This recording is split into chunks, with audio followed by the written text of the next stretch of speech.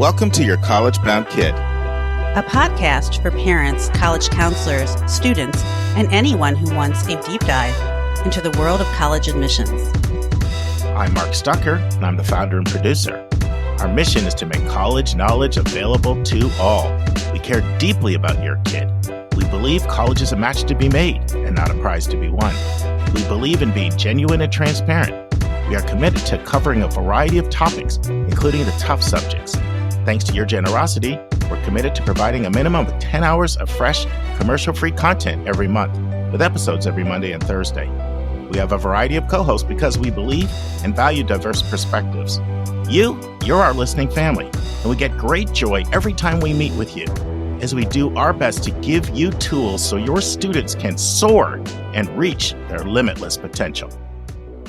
Good morning, friends, and happy Mother's Day. That's right. Of course, everybody's hearing this on a Monday, Tuesday, Wednesday, Thursday, wherever you listen to it in your feed, but I'm recording on a Sunday, so to me, it's Mother's Day. Without the mothers, there are no kids. There is no college. So hopefully for all of you, you felt coronated, you felt celebrated, you felt like you were treated like a queen. Friends, I don't know if you've ever had an upcoming family reunion. You're all excited about the family reunion, but you need that family reunion because you've had a rough week and you need to see people that you like and that are going to inspire you and to reconnect with them. Well, friends, that's how I feel right now. So meeting with you, you're like my cyber friends. We have this parasocial relationship, but I need you. I need collective therapy because I had a rough week, and I'll say a little bit more about that later. But before we do have some very exciting updates. So I mentioned to you before that Mary LaChance, is going to be leading a webinar on College App Pro on June 1st. By the way, it's College App Pro. Apparently, there's a College APPS Pro out there. So no S, just College App Pro. And you're going to want to sign up for that. First, it's under our events page at yourcollegeboundkid.com. I've known Mary now for, I realized, oh my goodness, it's like almost 7 years. And she has demoed it for me twice. I've been very impressed. And I know they're through their beta testing and everything. So I'm excited for you guys to learn about this as another potential tool for you in this college admissions process. But I want to personalize Mary and share a short story. And you have to be one of these people that either has gone back into our back catalog or you've never missed an episode to know this. But so Dave was on the podcast for 4.5 years, my really good friend. He was one of our co-hosts. Dave's an emergency medical doctor, and he's licensed in 13 states. So during COVID, he was stationed, like right around that Connecticut border there, and he was working just with COVID patients. He's literally at a COVID ward, and that's the only people there. And then during the peak of COVID, oh my goodness, I remember him sending me pictures. Like he sent me a picture of the airport. It looks like a morgue. Like there's nobody here. So Mary had so much compassion for Dave. She made him homemade chocolate chip cookies, drove over an hour one way to deliver him those cookies. And Dave still talks about those cookies, by the way, but I just wanted you to see a little bit of Mary's heart. So she'll be leading that webinar. Once again, you're going to want to sign up for that to learn more about another tool that you can help you in the college admission process. I also have to shout out 3 other listeners who have really, really stepped up. There's been more than 3, and I'm going to shout out some others later. Carolyn Wood, Mark Doniger, and Carrie Roberts. Now, these are all college counselors, and they all volunteered to help set appointments for interviews with your college-bound kid. And I just want to share with you all of the commitments that have already come in. And most of these cases, I've already had my planning meeting. So when somebody commits, I do a planning meeting. We go over things like timing, technology, topics, answer questions that they have about the podcast. And so these are all the ones that they have set up that would not have been set up if it wasn't for them stepping up and volunteering. Indiana University, Case Western Reserve, Lehigh, University of Arkansas, Boise State, Santa Clara University, Colorado School of Mines, Fairfield University, Sewanee University of the South, and Loyola of Maryland. And in addition to that, 2 other authors. Remember we had Dan Chambliss on, and he had got a $1 million grant to talk about how college works. We got great feedback from you on that. And Dan was just a fantastic guest. Well, he's a real expert, speaks on this topic all over the country on the topic of the case for the liberal arts. So Dan's agreed to come back. And then William Deresiewicz. Now, if you think that name's familiar, he is the New York Times best-selling author who wrote the book Excellent Sheep, about what's happening in colleges. He's also a former Yale College professor. He also has a new book out called The End of Solitude. So he's agreed to come on. We're going to talk about his book, Excellent Sheep. We're going to talk about his new book, The End of Solitude. And that's just simply because of you and you stepping up and you doing volunteering. And so I'm going to make one more request, and I'm going to do it only because every time I met with all the volunteers, and remember, we have like 5 people who are sending out thank yous to either donors or interviewees starting in June. There's other people that are helping on the marketing side. When I've talked to people, they've like wanted to do it. They've like, I want to give back. And so I realize there's a person out there that enjoys service. So this is a request. If you hear an interview from someone that you really like, can you please email them and tell them how much you were by their interview? 2 things are going to happen. One, you're going to make their week, probably. Definitely their day and probably their week. But there's another thing. So when I've reached out to certain people, like I'll give you an example. Somebody that I just mentioned, Daniel Chambliss, about coming back on. He was moved by how many people reached out to him that he heard from the first time. I'll share something else with you. The last time before I recorded with Heath Einstein, he said to me, I can't believe how many people have reached out to me and said, I heard you on your College Bound Kid podcast. And he said, even people that work here at TCU, like multiple people that work here at TCU, I had no idea they were listening. So you know what that does? Not only does it encourage and inspire, but it really makes it easy for me when I want to go back and get another interview from someone, because they're like, you know what, this was a good return on my investment. I was able to touch lives. So if any of you out here want to do something that can really make somebody's day and help our podcast, reach out to somebody, just a little email when they have an interview, tell them what you liked about it, how it helped you. Strongly encourage you to do that. And if you can't get their email, you can't find it, I'd always be happy to share it with anybody. You could reach me at mark@schoolmatch4u.com if you need an email in order to do that. All right. I have to shout out one other person here, and her name is Sony Patel. She has massive experience in the podcast marketing space. We have a few people, by the way, with massive experience in the podcast marketing space that are really helping tremendously. And I just want to acknowledge everybody that helps us when they help us. Sky Pillsbury is another one. Tremendous experience in the podcast marketing space. Both of them are helping. Sony has set up, a new Instagram page for us. And she's making these short little videos. And so I'm really excited about it. This is brand new. It's YCBK.podcast. It's officially been launched this week. YCBK.podcast. Brand new Instagram page. I've already seen some of the stuff she's doing is fantastic. She has experience in this space, which is incredible. I want to shout out, give her a shout out.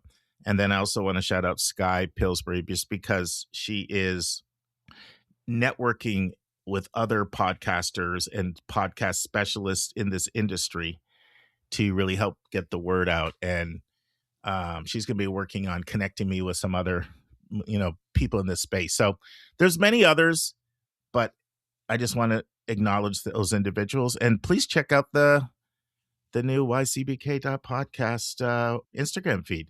I think you're going to like it. All right. I know I sussed out. I had a rough week, and I need to meet with you guys, my cyber friends, to lift me up. So what happened? Well, a few things happened. First of all, Remember I told you, by the time you hear this, I'm probably in Florida. I'm on the beaches. Well, you know what? You can make plans, but they change. So Anitra has a type of MS called relapsing remitting, which means it flares up and it goes away, flares up and it goes away. Well, she had her worst attack she's ever had. Remember, she's had this since her 30s. So it was so bad that she's like, I need my sister here. Her sister dropped everything. She came down from Tennessee with her husband. She was with us for 3 days. She was in the hospital. Sunday night was in the hospital. And it was rough. It's hard seeing her like that. Fortunately, got some different medication the doctors tried. Did 3 MRIs, and they looked good. And since Tuesday night, she's definitely been doing a lot better.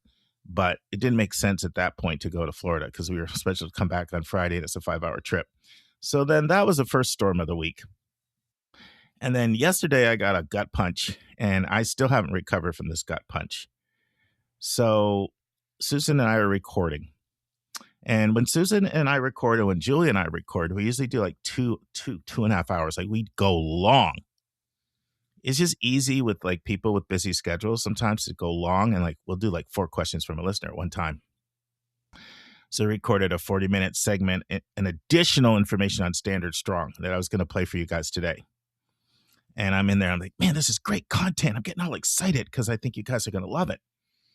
And then another listener asked for follow-up on the question that got sent in about someone that does gymnastics all the time and whether that student would be eligible for top colleges. So we had a question about that. Susan and I did a segment on that. I thought that went great. Another listener went in and they just, another question from listener came in on direct admit speech pathology programs. We answered that. And then we're in our last question for the day, which was another question about direct admit nursing programs.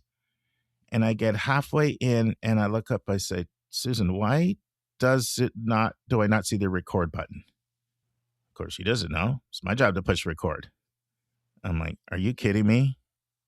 Did I not push record? Is it not recording? So I usually record with podcast specialized software, a couple of different softwares that we use. But with Susan, Zoom works better. So I'm on Zoom. And when you record with Zoom, you have to push record. Then you have to push record to the cloud or record to your hard drive. I did not push the second one. We were an hour and 47 minutes into this, and we were just talking to ourselves. Now, fortunately, it helps when you do a bonehead thing like that. If somebody shows you grace. I cannot believe Susan. She's so gracious. She said, things happen for a reason. That's okay. We could just revisit it another time. I mean, there's probably a reason why it was just meant to happen. That is some incredible grace. That helped me a little bit, but, I can be hard on myself. And I had a flashback to when I was in grad school.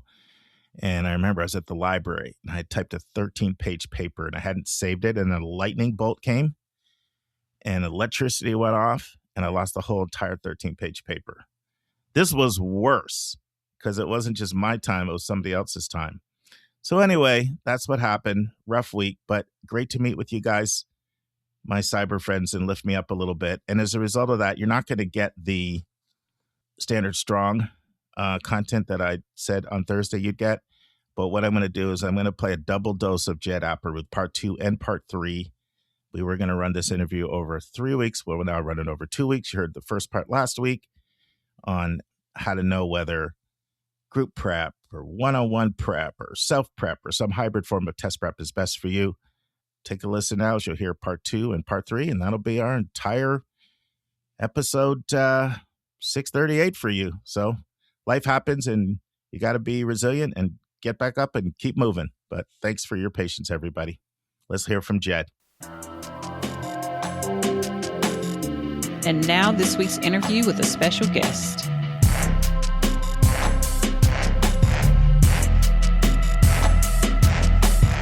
Friends, we're continuing with my interview with Jed. He's looking at self-prep, group prep, one-on-one prep, various hybrid models. How can you know what's best for which type of kid? In part 2, Jed continues, giving his broad overview. Jed talks about helping kids with their negative self-talk. And we talk about what can a tutor do for kids that have test anxiety? Jed talks about what is the value, what is the biggest thing that a tutor does that helps a student. I talk about a few different things, and I asked Jed, which of these things do you feel has the most value, and has a clear answer. Jed answers the question, if a student wants to do self-prep, is this best done at the start or the end of the tutoring? Jed talks about what his research shows on whether the size of the group makes a difference when it comes to score gains. Jed talks about whether in-person or Zoom makes a difference in score gains. And Jed talks about whether it makes a difference if kids are grouped with kids at their level or if there's heterogeneity when it comes to test takers in the group. Listen and enjoy. And then finally, the gold standard. And there's ample research. That was part of I did a big lit review on this, looking at research that one-on-one preparation, one-on-one tutoring is the most effective means to learn anything. It's the old model when you had a tutor back in the day, before there was, the classroom instruction with 20 kids in one schoolroom, you had it was private tuition. That was the foundation of learning going back to, like Aristotle. I mean, this is an old model of the teacher student, the guru, it's an old model, and you can totally hone in on what a kid needs. And the promise of AI was always, we're going to create that. We're going to give every kid a personalized tutor whose only focus is what they need. And because one-on-one tuition, it's so efficient because I'm only focusing on what you need.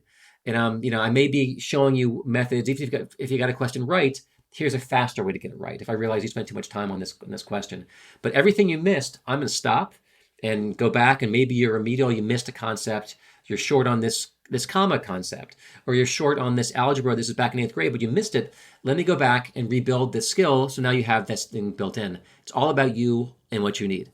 So hour for hour, it's the single most efficient means of instruction, but it's obviously more resource heavy. They're using one tutor's time just for you, not for 18 kids, so there's a higher cost.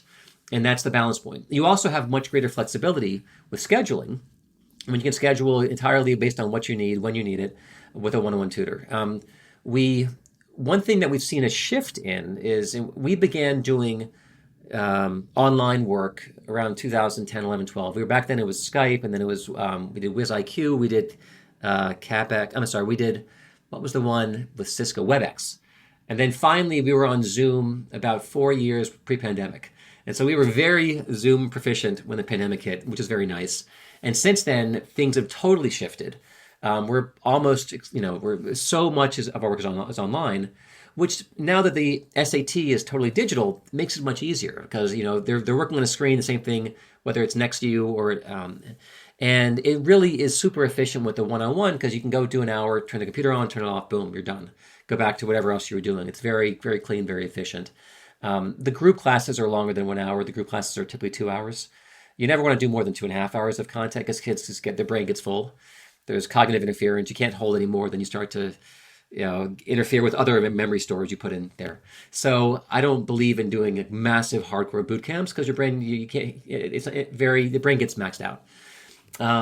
So, we see this interesting combination of kids doing AI work, doing self-prep, doing a small group to some one-on-one work, doing a big group to some one-on-one, or some kids just come in out of the gate and the families have the resources, they want the flexibility, they're going to go out of the gate just one-on-one. And there are certain cases where one-on-one is better, like when a kid comes in with a very high starting score and got a 1400, I want to get a 1550. Okay, I don't want to put you in a group with it because you only missed a few on each section. Let's really zone in here. Other areas, a kid has learning differences, very remedial. I don't want you to be in a group getting lost. And we're going to go back. It might take a little longer. I'm going to modulate the rate of instruction, what you need to get you from a much lower score to a higher score. In some cases, though, kids, we just say go test optional, but sometimes they really want to go to a UGA or a place, and so they need a test score and so we have to, build upon their foundation and build them up. But those are, some of the different things we consider looking at, is it more appropriate for one-on-one versus group? But for many kids, group is great and it's a great foundation and it's more cost efficient. And then we can fine tune. And the nice thing is you might do 2 hours of prep, a follow-up. We used to bundle groups like that. You do a small group plus 2 hours, and that was the bundle. Or you might need 4 hours and it's only one section, one area. And that's a nice thing about the private thing. You can really focus and hone in. But there's value in all of it. And I think part of it, parents are looking at, what's the cost? What's my kid's schedule? What's my kid's baseline score profile? Am I going to be appropriate for, the big group, a small group, one-on-one? Or is my kid the driven kid who will thrive with self-prep? And maybe if needed, we can add on a few hours of one-on-one prep. But I'm going to let them do the first big lift individually. And so that's kind of the way I conceive of this. And I look at the efficacy, like, the gold standard is the most expensive. Not everyone can do that. But, a pretty good model is a nice group or some self-prep with some attention. So how does that sound, Mark? What do you think? That's good. That's really good. And 10 years ago, I really wouldn't have even entertained self-prep or group other than just purely for financial reasons. But I started noticing some of the kids that I work with are crushing it with self-prep. It's awesome. But it's a certain kind of kid. Because I used to always say, I say it all the time. I still say it all the time. I say, generally one-on-one it shows better score gains. And I say increased accountability you can't hide. Your best friend Sandy's got a birthday party you don't want to miss. The group's not going to change for that. And then I say if you're flummoxed over certain concepts, it might be hard to teach yourself. And having somebody who can maybe unpack something that's confounding you, those are all major advantages to one-on-one. But you start to there is a unique kid that actually thinks self-prep's better. There's some that even are so independent they kind of want to do it on their own. Yeah, it taps into I was that way. Yes. I didn't want help from anybody. Yeah. That was my profile. It's like, let me do it. Give me the tools and resources. It's different, though, if a kid comes and has like a motivational deficit or they have a negative self-belief. Mm-hmm. Like a kid's like, I'm bad at testing or I'm bad at math. A lot of people do. They need someone to work through that negative self-talk. They need like a mentor, an older figure to help them unpack and obliterate that self-limiting belief, because that belief can just wreck all their prep and all the gains they might be getting. But some kids are like, I'm good at learning. I'm good at test taking. Just give me the tools and let me crush. And those kids, yeah, for sure. I mean, if they want a tutor, okay, but some kids, let them run. What are some strategies you found, Jed, that are helpful for another thing that's quite prevalent, which is I get test anxiety. I mean, my best friend's daughter, who is an incredibly strong tester, and was in the 1500s or early in 10th grade. Okay. But she rushed out of the first time she took the test. She stormed out of there because she got test anxiety. She froze. Yeah. Yeah, she froze. Yeah. So, and some of that is synced with, like you said, that negative self-talk, negative self-belief, like, right, highly correlated. But what can a tutor do for that? Because there's definitely a need out there for that. Yeah. No, we do a lot of that work. And at the end of every one of our books, my master's was in counseling. And in terms of cognitive behavioral therapy and anxiety reduction, that was part of the instruction I did at Georgia State. It was an Adlerian, but CBT, kind of focus. So there's always an beyond the content section in all of our books, back in our first book. And a lot of it is about anxiety and self-regulation of emotion. And we do trainings for our tutors on how to help kids. And we try to give kids skills. We try to have a strengths focused. Are there any other areas in your life that you have to manage performance anxiety?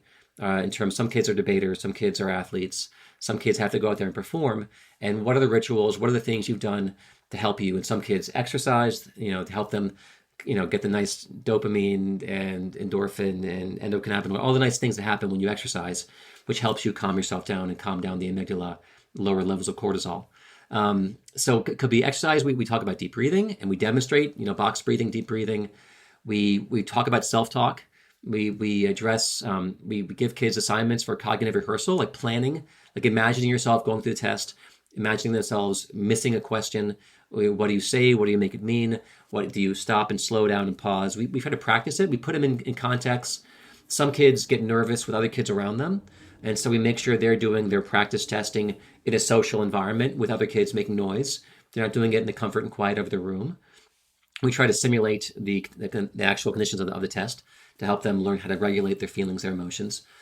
We talk about other things that help them with soothing, preparation, getting there early, like how they're going to manage themselves. We talk about sleep, which totally affects the ability to manage feelings and anxiety and inhibit, the if you're hypersensitive to fear-based stuff. And we talk about nutrition, So a lot of it's the basic mammal stuff in terms of, nutrition, exercise, sleep, self-talk.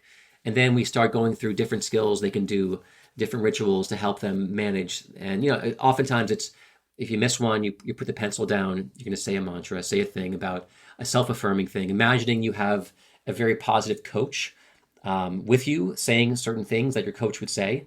And actually, if you have a really negative, critical inner voice, learning how to, if you can name it, you can tame it. That idea in cognitive behavioral therapy. If I can give it a name, I can draw it. This is, okay, that's Murray the worry, whatever is coming with his critical voices. That's not me. And also, Ethan Cross out of Michigan, he's really great, talks about shifting your self-talk from I statements to you statements. It's not, I've got this, but it's, Mark, you've got this. Mark, your focus, it's going to that you focus creates a little bit of cognitive distance from the anxiety and helps tamp it down. So there are a number of things that we teach, that we do to help kids learn how to self-regulate, because it's a key skill. I mean, they're going to have other, job interviews, other things where they're going to have to manage their arousal levels. And how do I manage it? And also understanding that, some arousal is okay. Don't be, there's a little, some is actually healthy. A little bit of, the stress hormone is needed for focus. So don't be nervous, just because your body's giving you some signals, and don't make that mean I'm not ready. That, a little bit of elevated heart rate, a little bit actually is good for focus. And so things like that, we teach them about the body, about the brain, about the amygdala versus the frontal cortex. How do I shift? How do I calm down the amygdala if I'm perceiving a threat? And if I'm going from, oh God, it's all going to fall apart. The kids I've known who run out of their crying are the ones who they miss a few questions and suddenly they begin to imagine everything's falling apart. And that thought gets in the way of everything else. And suddenly that's where their brain goes, that's where the resources go, and they can't read the passage. And their working memory gets totally shut down. And they can't access things that they know. And so part of it is doing some thought shifting and calming down that it's going to be okay, and learning how to soothe yourself if you have some of those scary future thoughts. So this really is some training. It's some cognitive training in this domain. But if you can do this helps. We're all going to face stress. We're all going to face some high stakes conditions in our lives. And if we can learn to self-regulate, it's a great gift. So I do see this as paying dividends, being able to generalize forward in your life beyond just on this tiny window of this test in this moment. No, that's so point well taken. When you think of the benefit of the one-on-one tutor, I immediately think of three things, and I'm curious from your experience which of these you feel has most value. So you've already brought up one point, increased accountability, right? So you can't hide that. Instructor knows exactly what you did. With technology, they can see what you've done through the week and right? There's a lot of accountability there. Then we've got something else you've talked a lot, which is sort of that empathy, that human empathy, that compassion, that human piece of encouragement. And then we've got explaining difficult concepts that the person can't really self-teach. Yeah. We could almost add the fourth one, which is the one that you just covered, which is identifying psychological barriers and coming up with strategies. But what is your sense of which of those you think the tutor brings greatest value to? Which of those skills? It's the human piece. And that, the human alliance, the therapy, honestly, I worked out on Monday. I work harder for my personal coach than I would for anyone else. I put in more. I would give up so much faster, or I would skip it. I didn't sleep well, not feeling good. For Johnny, I'm showing up, I'm working out, and he appreciates that. We have an alliance. So I think that the cognitive component, in terms of the instruction, explanation, that is one thing that the AIs are going to be able to do. That's one thing. The language models, as they get smarter, they're going to be able to replicate that piece. And that's and already it's like people who, again, they have the most amazing piece of equipment at home, and they have a tonal, a Peloton, but they don't use it. Or versus I have a trainer. That the accountability piece is tremendous. The alliance that, we talk about in therapy, a therapeutic alliance, it's like a tutoring alliance, that this person cares about me. This person believes in me. There's like a transference that happens. This person sees me and sees that he holds or she holds the possibility of my doing this much better. And even if I don't fully believe it, this person's holding me to that and knows I can get there. And so that affects my self-belief, which then affects my behaviors, my effort, my tenacity. Am I going to give up or keep going? Because I don't want to let this person down and their belief in the possibility that I have for me. So I think that is the critical piece. The cognitive, the instruction, the ability to, it's definitely a value. Someone who's, tutored 1,000 kids, and I've seen that. Let me show you 10 ways to do this problem. Which that flexibility is also, right now humans have an advantage over like the machines because they can be flexible on the fly, observing the students. Are their eyes glazing over? They're getting feedback and nonverbals that the machine's not getting. So a good tutor will respond and adjust and modulate pacing, delivery, method of instruction based on the students. That they seem lost, or their eyes, they can respond to the kid real time. And eventually the machines will do that with cameras and whatnot. If the kid seems confused, they'll shift or slow down. But a tutor can modulate, and that's a really powerful thing. But it's the person believing you, holding you to account. To me, is more important than what they have in their head. I really think that mammal thing, that connection, that alliance is more powerful, and it's going to be a while before the artificial intelligences can replicate that. And I think that still is the one domain where humans have something to offer. As our intelligence is being gobbled up and put into machine form, I think the humans helping humans and humans having someone believe in you is still very meaningful, very powerful.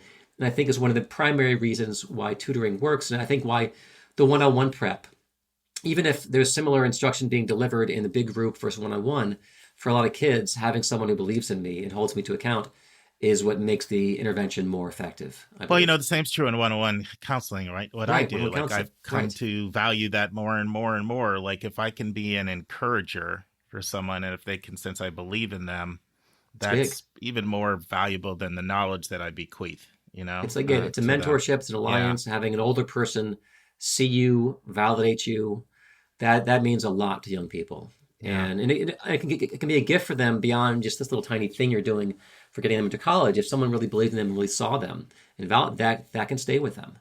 It's challenging in college counseling because so many times people, they don't realize how hard it is to get into the schools that they aspire to get into, right? So you're trying to always strike that balance between some, if some kids continue on their path of unrealistic expectations, they're heading for a big crash, and so you have to kind of rein those expectations in, but you can't just take a big bucket of water and just kill all their motivation and their zeal. And like striking that balance can be incredibly hard, especially when either the student or the parent's expectations are really out of alignment with the results that you've seen.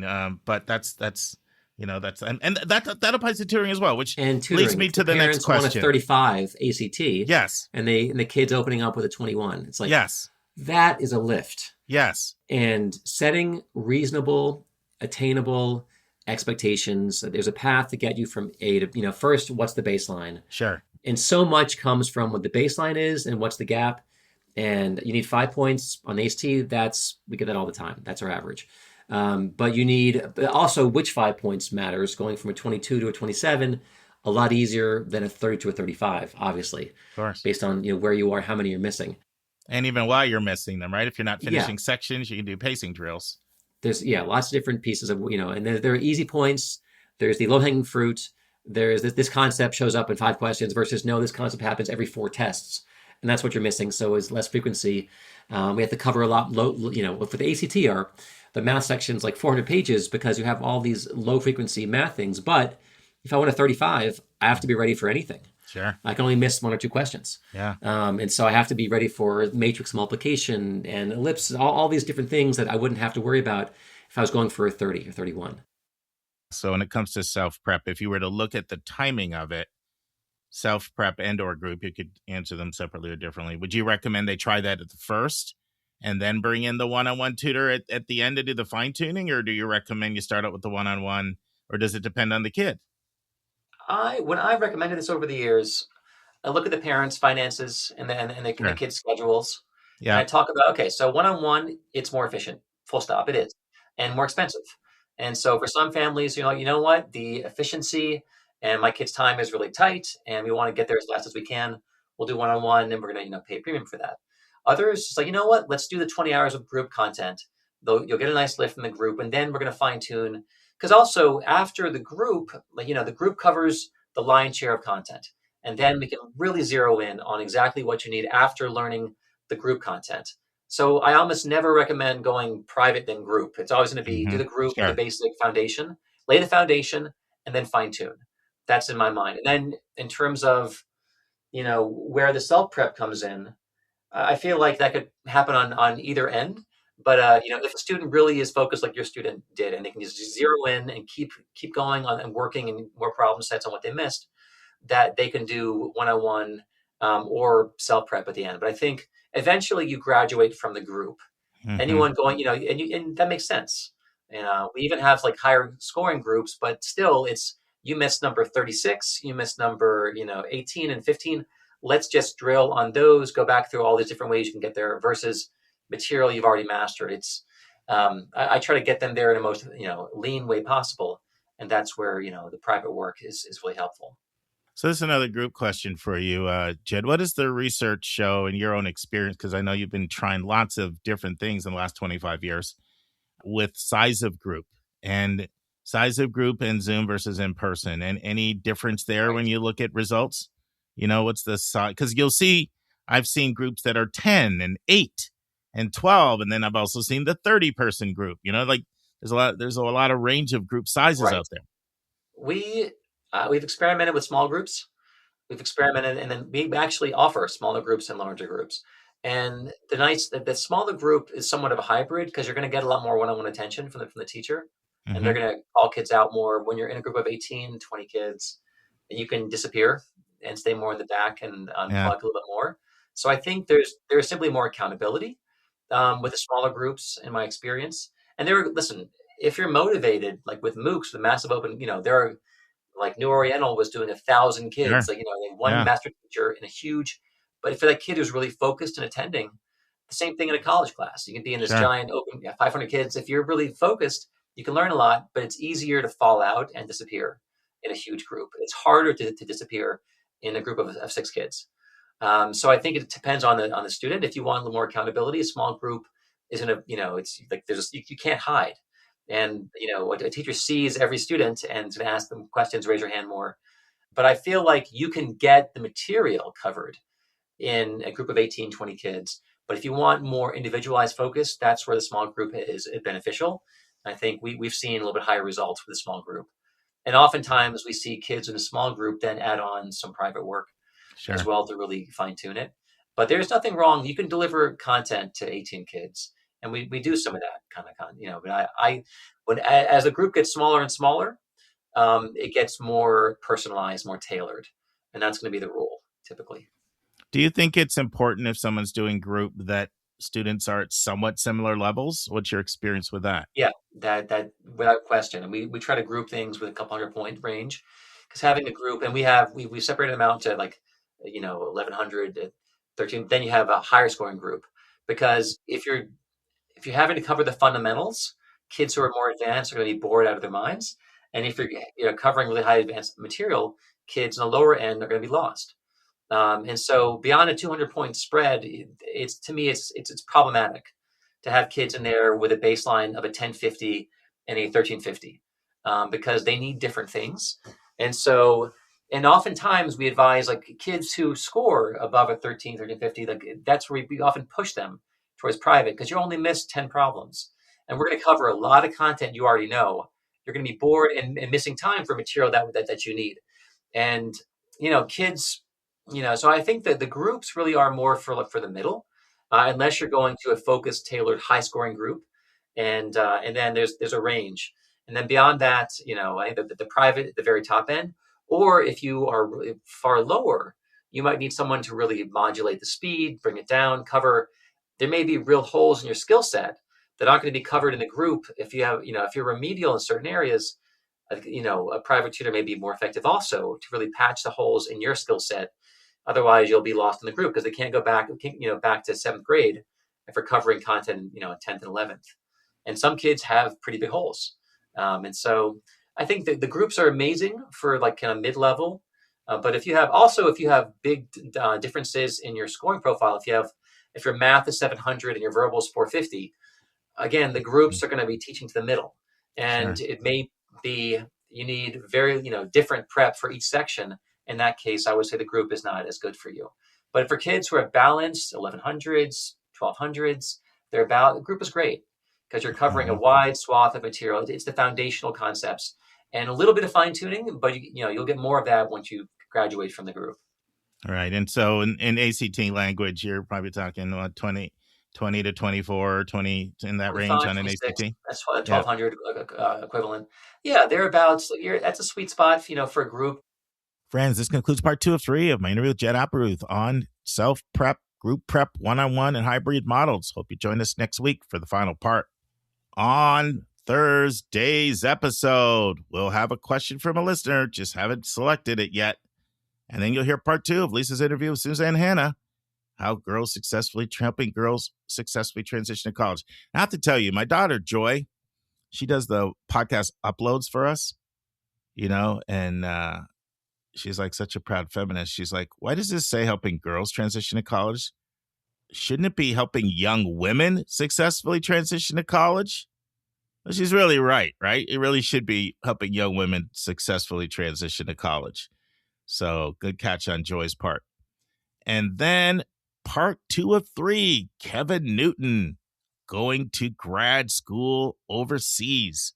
You'll hear that part of the interview. So hope you join us on Thursday. And friends, never forget, hard work beats talent when talent refuses to work hard.